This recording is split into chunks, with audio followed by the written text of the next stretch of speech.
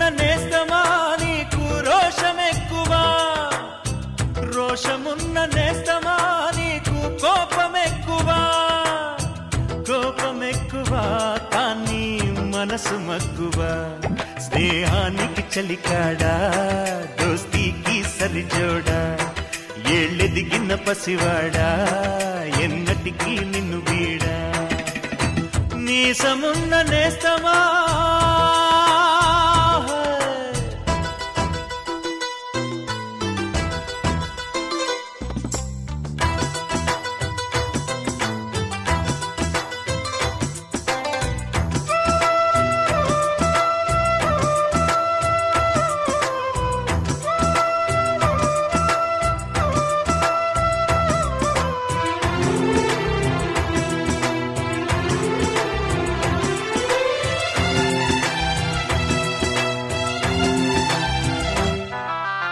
ఏటిగట్టు చెబుతుంది అడుగు మన చేపవేట కథలు, మర్రి చెట్టు చెబుతుంది పంచుకొని తిన్న సద్ది రుచులు,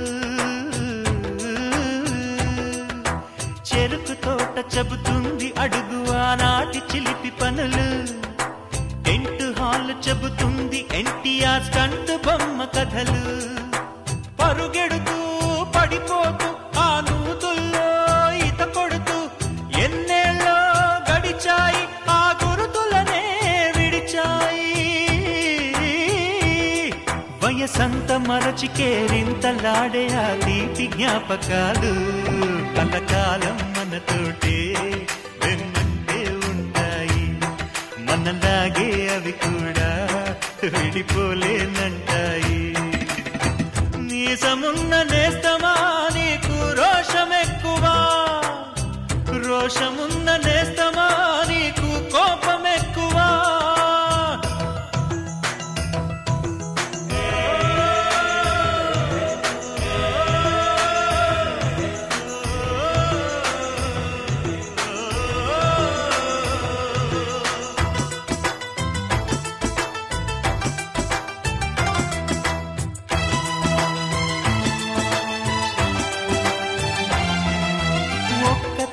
సంతానమైన మనలాగా ఉండగలరా, ఒకరు కాదు మనమిద్దరంటే ఎవరైనా నమ్మగలరా.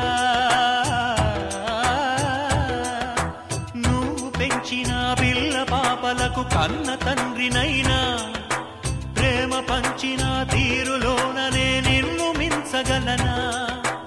ఏ పుణ్యం చేశానో నేను ఈ స్నేహం పొందాను, నా ప్రాణం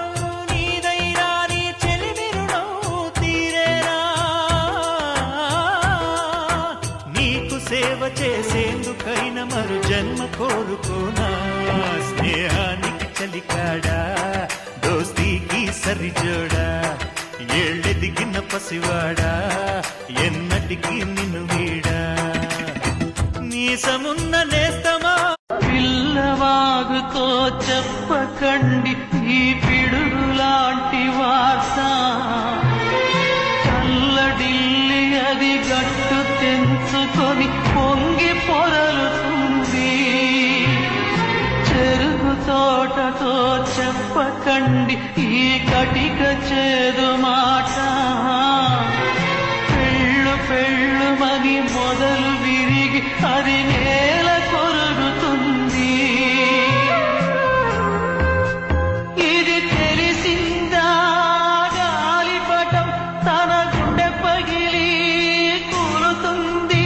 ఈ మాట వింటే టెంటు హాలు కన్నీటి కహే పాడుతుంది.